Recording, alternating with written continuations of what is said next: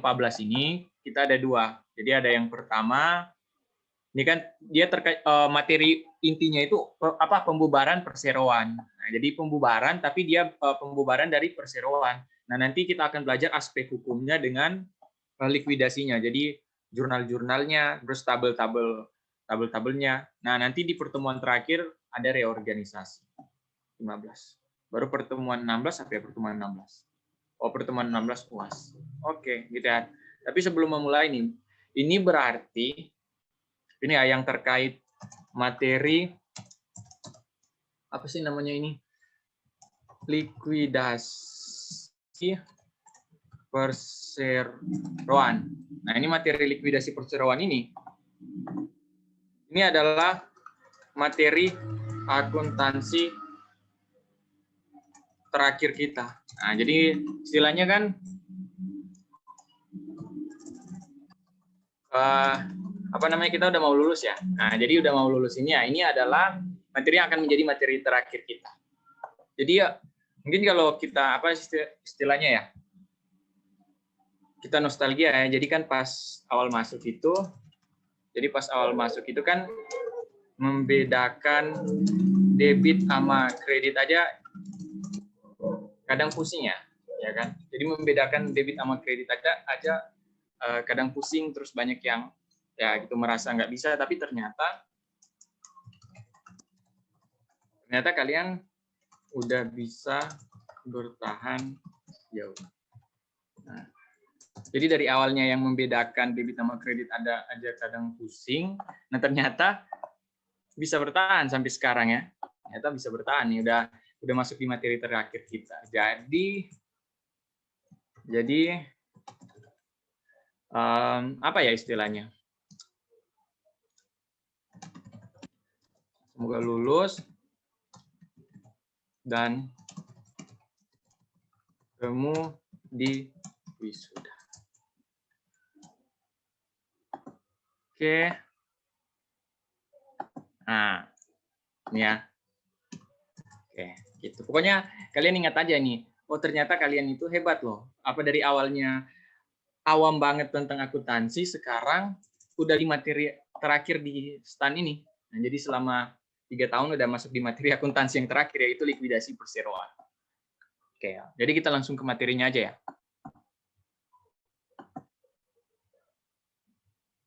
Oke.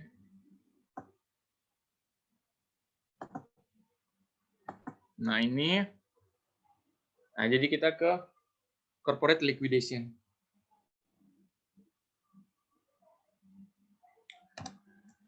Ini sumbernya kok ambil dari PPT-nya PRTH ya. Kenapa PPT-nya PRTH? Karena menurutku PRTH adalah dosen akuntansi yang sangat bagus penjelasannya, sangat bagus dan sangat keren lah. Oke, jadi pertama apa itu likuidasi ini sebenarnya udah nggak usah diulang lagi ya, udah di partnership udah disinggung ya. Jadi intinya likuidasi itu dia pembubaran ya, jadi kayak pembubaran ya. Nah, pembubaran ini yang harus dilakukan apa? Nah, ini kan pembubaran. Mana sih warna ini? Ini warnanya gimana ya? Nah, ini. Ya, jadi pembubaran ya. Nah, ini pembubaran. Nah, pembubaran ini dia yang harus dilakukan nanti apa? Ya, tentu membayar kewajiban. Kalau yang di materi sebelumnya itu dia membayar utang dulu kan, liabilities. Nah, di sini juga kayak gitu. Jadi utang dulu yang dibayar. Pembayaran kewajiban kepada para kreditor, baru yang tersisa. Nah, baru yang tersisa nanti kepada para pemegang saham. Gitu.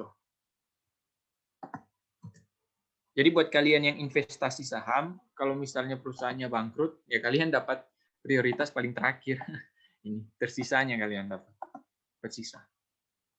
Baru, ini ada pengertian lain ya, ada bangkrut, pilot, kebangkrutan, kepailitan. Ya kurang lebih mirip lah. Gitu.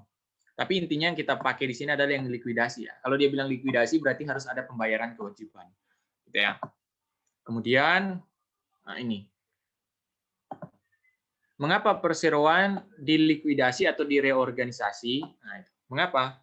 Nah, dan ngomong-ngomong likuidasi sama reorganisasi ini agak beda dikit ya. Jadi nanti kalau reorganisasi dia nanti di TM ini. TM 15 ya. Kita TM 14 ini masih likuidasi dulu. likuidasi perseroan. Tapi intinya kenapa harus dilikuidasi atau harus direorganisasi? Ya tentu dia mengalami apa? Kalau mengalami kesulitan operasional yang berdampak pada kemampuan menyelesaikan kewajiban yang jatuh tempo, gitu ya. Jadi biasanya ya perusahaan itu dilikuidasi kalau misalnya dia ini utang jatuh temponya itu dia udah nggak mampu bayar. Gitu. Jadi ada utang yang nggak mampu dia bayar, nah itu dia biasa disebut dengan likuidasi. Gitu ya. Kemudian jika perusahaan debitur tidak mampu melayani, nah, jadi jika apa namanya si perusahaan ya dia tidak mampu menyelesaikan kewajibannya, nah itu nanti ada yang disebut dengan kebangkrutan ekuitas atau equity insolvency gitu. Nah, selain itu kalau misalnya jumlah utangnya melebihi nilai wajar aset, nah jadi kan aset versus liabilitas dengan ekuitas kan, itu kan. Nah, jadi aset di debit, liabilitas ekuitas di kredit. Kalau seandainya utangnya ini ya, jadi utangnya itu melebihi nilai wajar asetnya. Nah itu nanti dia disebut dengan bankrupt insolvency. Gitu. Nah, ini istilah-istilahnya sih. Tapi tenang, di soal itu nggak keluar kok istilah-istilah kayak gini. Yang keluar di soal apa? Itu perhitungan ya. Jadi ini cuma sekedar pemahaman konsep aja. Gitu. Nah, kalau ada terjadi kondisi gini, jadi perusahaan tidak mampu membayar kewajibannya, maka dia akan negosiasi dong, bernegosiasi. Nah, nanti negosiasi ini bisa apa? Bisa misalnya pengurangan bunga, atau misalnya pengurangan pokok, atau misalnya perpanjangan jatuh tempo, nggak bisa. Berbagai macam itu. Pokoknya dia minta keringanan lah intinya, kalau dia nggak mampu bayar. Nah, kalau seandainya dia minta keringanan, ternyata keringanannya nggak disetujui, jadi tidak ada kata sepakat ya, tidak menemukan jalan keluar ya negosiasinya, maka nanti diselesaikan lewat pengadilan. Nah, di pengadilan ini baru nanti akan diputuskan dia dilikuidasi atau direorganisasi dengan, nah ini ada pengawasan dari pengadilan. Jadi untuk likuidasi ini ada pengadilan tersendiri dia, ada yang mengatur. Nah, siapa sih yang berhak mempilotkan? Ya kan? Jadi ada tiga jenis pihak yang boleh mempilotkan. Pertama, si perusahaan sendiri. Nah, jadi kalau perusahaan atau pihak yang berhutang ya ini, dia merasa nggak mampu, dia boleh mengajukan bahwa dia akan pilot. Kalau di Amerika banyak yang kayak gitu. Jadi di Amerika itu perusahaan yang merasa dia nggak mampu bayar utang, dia akan mengajukan pilot. Nah, itu kalau di Amerika. Kalau di Indonesia, kayaknya dipaksa dulu deh, baru dia mau. Ya. Nah, jadi yang pertama itu yang ini ya, sukarela. Sukarela itu artinya dari keinginan si perusahaan sendiri yang mengajukan pilot. Baru kedua, kalau dia tidak sukarela, ini artinya dipaksa oleh ini ya, artinya diajukan oleh si pemberi hutang. Nah, jadi kan udah tahu utangnya nggak bisa dilunasi, tapi si perusahaan nggak mau mengajukan pilot, ya udah yang ngajuin pilot ya si apa namanya kreditornya, ya kan, si kreditornya atau si pemberi utangnya. Baru yang ketiga, yang boleh mempilotkan itu adalah pengadilan ya. Nah, pengadilan itu dia memutuskan apa? Dia membebaskan atau menghilangkan kasusnya, atau dia menerima surat permohonan, atau dia bisa berubah bentuk. Gitu ya. Kemudian selanjutnya ini adalah aspek hukum kepailitan. Jadi aspek hukum kepailitan, nah ini kita belajar hukum ini. Jatuhnya belajar hukum, nggak apa lah ya. Siapa tahu ini, apa namanya, siapa tahu dapat di penempatan di kejaksaan. Ya, kejaksaan atau Mahkamah Agung atau Mahkamah Konstitusi. Siapa tahu sih.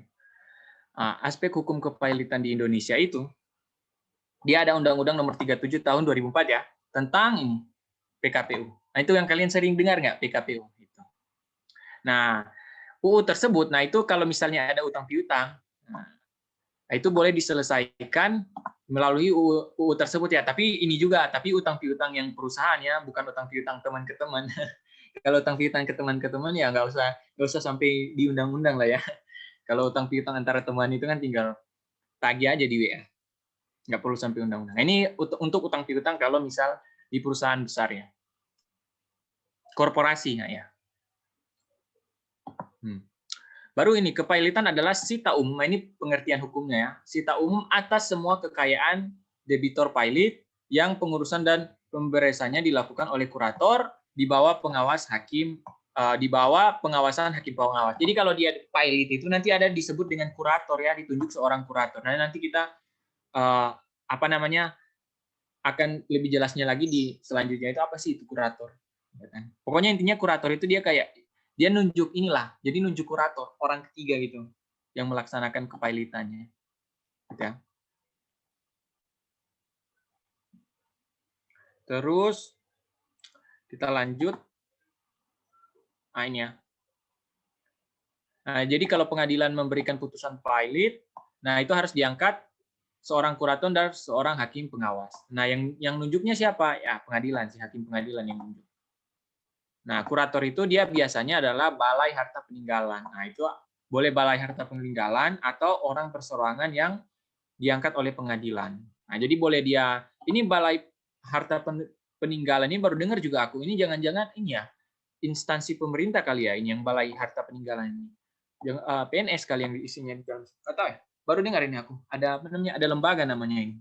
Nah, jadi dia lembaga itu boleh yang si balai harta peninggalan ini boleh jadi kurator atau kurator itu boleh orang perseorangan. Tapi asal ini ya diangkat oleh pengadilan gitu. Nah, dia tujuannya untuk apa? Untuk mengurus dan memberaskan harta debitur pilot. Nah, itu jadi aset-asetnya itu dijual. Nah, nanti si kurator ini yang ngurus.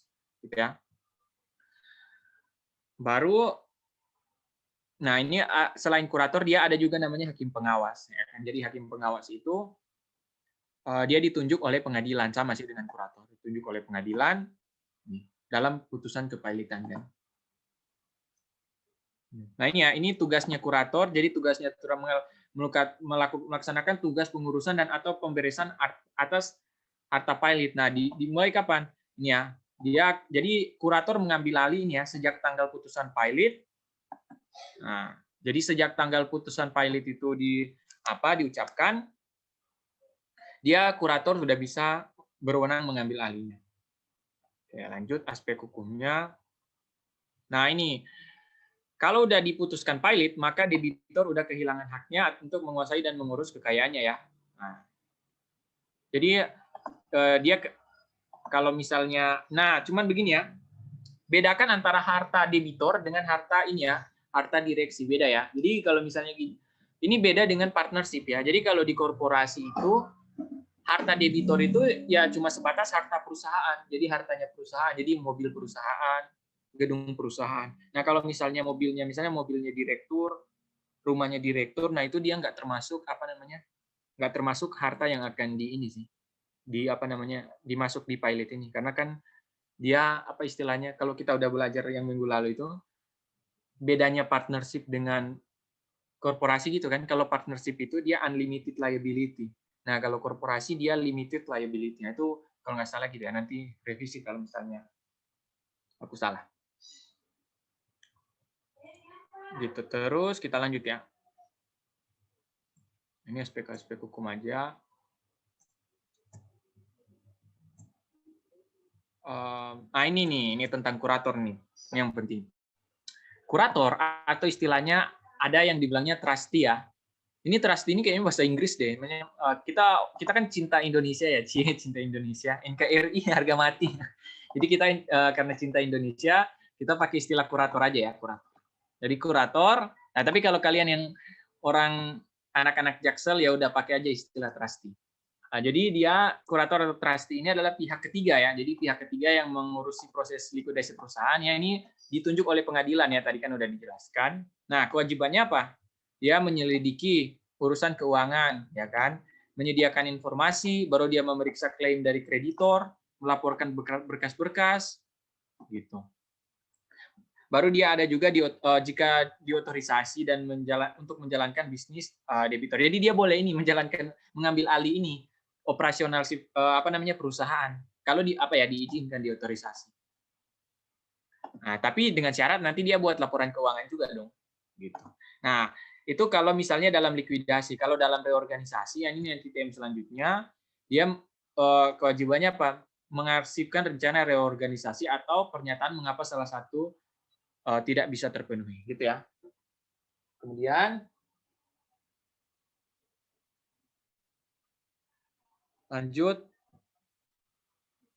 Nah ini proses likuidasi perseroan. Nah, proses likuidasi perseroan dilakukan oleh kurator atau trustee ya.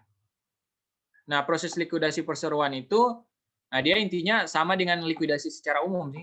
Ya, jadi istilahnya udah nggak terlalu awam lah. Udah disinggung di partnership kan sebelumnya. Jadi ada apa? Dia nanti ada update laba rugi kan. Baru dia ada ini nih penjualan. Jadi mengkonversi non cash aset jadi cash aset menjadi cash. Sama kan dengan partnership alurnya kan. Jadi dia jual non cash aset kayak equipment, building, nah dijual, baru menjadi kas. Baru habis itu dia pembayaran klaim untuk kreditor. Nah, jadi kreditor dulu ya yang dapat. Kreditor itu pemilik utang itu. Nah, baru nanti kalau ada sisa didistribusikan kepada pemilik, pemegang saham. Baru ada juga pembayaran biaya selama proses likuidasi seperti biaya administrasi, biaya kurator dan lain-lain. Nah, mungkin kalau kalian lihat ini kan, oh itu nggak, terus nanti pasti kalian kan berpikir, wah, ternyata alurnya itu mirip ya sama dengan ini ya, likuidasi partnership. Ya kalau kelihatannya ini mirip, nah, jadi kan kalau kelihatan ininya kan mirip. Ya emang alurnya mirip, tapi ini ada bedanya, nanti bedanya. Jadi kalau kalian yang berpikir, wah ini gampang karena dia mirip dengan partnership. Nanti kalian lihat pas pembahasannya. Pembahasannya beda. Agak beda sama partnership. Nanti ini kita akan membuat namanya table of affairs, kalau nggak salah namanya. Gitu. Tapi nggak usah dimasukin ke pikiran, nggak susah-susah amat sih. Normal lah, nggak bilang gampang juga, tapi nggak bilang susah juga ya. Jadi jangan lagi nanti dibilang apa. Nah ini nih, ini yang materi paling inti dari korporasi. Nah ini yang kalian harus, kalau yang sebelum-sebelumnya kalau kalian mau skip, oke lah. Karena kan itu cuma teori-teori. Tapi yang ini jangan di skip nih. Ini materi intinya, kalau ini materi intinya dari dia likuidasi korporasi. Yaitu apa? Kalian harus, nah ini karena open book, nggak perlu menghafal. Nggak perlu menghafal. Ini kalau misalnya kalian close book, kalau ujian offline kan pasti dihafal kan. Karena open book, nggak perlu dihafal. Cukup kalian print dan tempel. Print dan tempel terus dipakai pas ujian. Jadi yang kalian harus kuasai adalah peringkat klaimnya. Gitu ya. Kan istilahnya kalau misalnya ini ya, mungkin ada yang berpikir ya, dia kan kalau misalnya partnership, partnership itu kan dia peringkatnya itu apa? Dia yang pertama itu ada apa istilahnya priority liability, baru habis itu ada apa namanya liability, tapi yang partner punya kan, partner, baru yang kalau ada sisa ini urutannya kan, kalau yang apa namanya partnership baru sisa ke apa namanya partner. Nah itu kan kalau misalnya partnership. Nah kalau dia korporasi, nah dia itu istilahnya udah diatur, jadi dia ada 4, jadi ada 4, 1, 2, 3, 4. Jadi yang pertama itu dia disebut dengan ini secure. Nah jadi ada yang disebut dengan secure priority, atau kalau Pak RTH itu biar singkat dia istilahnya secure aja, biar kalian nggak sulit hafalnya. Jadi secure, ingat ya hafal ya ini. Secure yang kedua dia adalah unsecure. Nah jadi dia unsecure tapi priority. Nah jadi unsecure tapi priority ini ya. Baru yang ketiga dia udah unsecure. Nah terus dia non priority juga. Nah, jadi yang ketiga itu unsecure non priority. Baru yang keempat dia namanya stockholder. Stockholders. Nah, ini peringkat paling bawah. Ini ya, ini urutannya. Nah, urutannya ini. Nah, ini kalian harus hafal nih 4 ini. Karena nanti pas kita susun tabel, ini akan memakai istilah 4 ini. Jadi keempat istilah ini akan dipakai. Makanya kalian harus hafal ya. Oh, kalau dia bilang unsecure priority berarti dia urutan 2. Kalau dia bilang unsecure non priority berarti urutan 3. Itu harus kalian kuasai. Pertama itu udah hafal kan di 4 itu. Nah, di antara 4 ini dia apa sih contoh-contohnya? Nah, contohnya yang ini. Kalau yang dimaksud dengan secure ini itu adalah utang, ya dia utang atau klaim yang dijamin dengan hak gadai atau agunan yang valid. Nah, contohnya apa? Jadi contoh yang secure ini contoh apa? Contoh misal semoga nggak salah tulis ya. Nah ini mortgage payable. Nah ini contohnya ya. Mortgage payable. Nah mortgage payable ini, aku kasih ke bawah. Ini.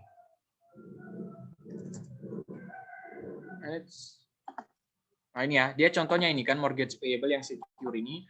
Nah, kenapa dia maksud di secure? Karena dia ada jaminan aset. Jadi intinya yang secure ini pokoknya intinya itu klaim yang ada. Nah, di pentingnya ini ada jaminan asetnya. Oke, yang ada jaminan asetnya. Jadi yang secure itu maksudnya itu ya. Jadi klaim atau utang, jangan utang, liability. Nah, biar lebih luas. Nah, jadi liability yang ada jaminan asetnya. Ya, itu namanya secure. Nah, unsecure priority, nah itu yang mana? Unsecure priority yang ini. Dia klaim prioritas. Nah, dia prioritas, tapi dia tidak ada agunan, nggak ada jaminan. Contohnya apa? Biaya administrasi selama proses kepailitan. Baru klaim atau utang yang muncul antara tanggal ketika gugatan pilot dilayangkan hingga putusan pilot. Nah, itu dia masuk di peringkat 2 ya, unsecured priority. Baru yang ini, kalau kalian lihat yang gaji, upah dan komisi dari pegawai-pegawainya, ya kan? Yang seharusnya dibayar dalam waktu 6 bulan sejak putusan pilot. Nah, itu masuk ke ini, unsecured priority, jadi peringkat 2. Baru ada pesangon atau pensiun karyawan, baru ada klaim individual dalam bentuk sewa, ya kan? Baru ada kewajiban berupa pajak, cukai, bea masuk. Itu yang peringkat kedua, unsecured priority. Baru yang ketiga ada namanya unsecured dan non priority. Jadi unsecured non priority. Ya contohnya apa? Klaim legal. Klaim ini kayak utang ya, kata lain dari utang. Jadi utang yang sudah jatuh tempo atau pengajuannya terlambat. Batu atau denda saksi pembatalan, baru beban bunga dari utang klaim prioritas namun tak berjaminan. Baru yang terakhir ada peringkat 4, stockholder ya, pemegang saham. Nah, nanti pasti, nah ini ya, yang menjadi masalah utama di materi likuidasi perseroan, nah, atau istilahnya yang nanti sering ditanyain. Pasti kalian yang nanti akan kalian sering nanya-nanya, baik ke teman kalian atau ke dosen kalian, itu pasti yang kalian nanyanya itu yang terkait prioritas. Jadi contoh pertanyaannya tuh kayak gini misalnya. Nah, Pak, kalau misalnya utang, misalnya ya, misal utang pembelian persediaan tanggal XXX, dia prioritas berapa? Nah itu pasti pertanyaannya kayak gitu. Pak, utang pembelian persediaan tanggal XXX dia nanti prioritasnya berapa ya? Gitu kan? Atau misalnya, Pak, kalau misal tunggakan pajak dia masuk prioritas berapa ya? Prioritas berapa ya? Nah, itu kan pasti kan muncul kayak gitu. Atau misalnya, Pak, kalau ada utang yang baru ditemukan prioritas berapa? Nah, ya kan? Atau mungkin ada juga, pokoknya yang terkait kalian pasti tanya terkait prioritas itu. Jadi kayak misalnya kalau notes payable itu yang berbunga itu prioritas berapa? Nah, ya kan? Jadi pokoknya intinya pertanyaan-pertanyaan yang akan ya. Jadi yang membuat bingung di materi liabilitas itu yang ini terkait prioritas ini pasti akan muncul. Ini prioritas berapa? Prioritas berapa? Nah, kalian harus menentukan dia setiap utang itu dia di antara di tiga prioritas ini. Jadi apakah dia bukan prioritas peringkat? Ya, sama sih. Peringkat 1 atau prioritas 1, prioritas 2 atau prioritas 3, di mana dia? Nah, itu akan menjadi materi inti dari likuidasi perseroan. Kalau nyusun tabelnya itu nggak susah sih, Yang susah itu menentukan peringkat klaimnya itu. Kalau di materi likuidasi perseroan. Oke, ingat ya. Jadi nanti ini aku kirim filenya. Nanti ini kalian print aja ya, biar kalian nggak hafal, kalian print.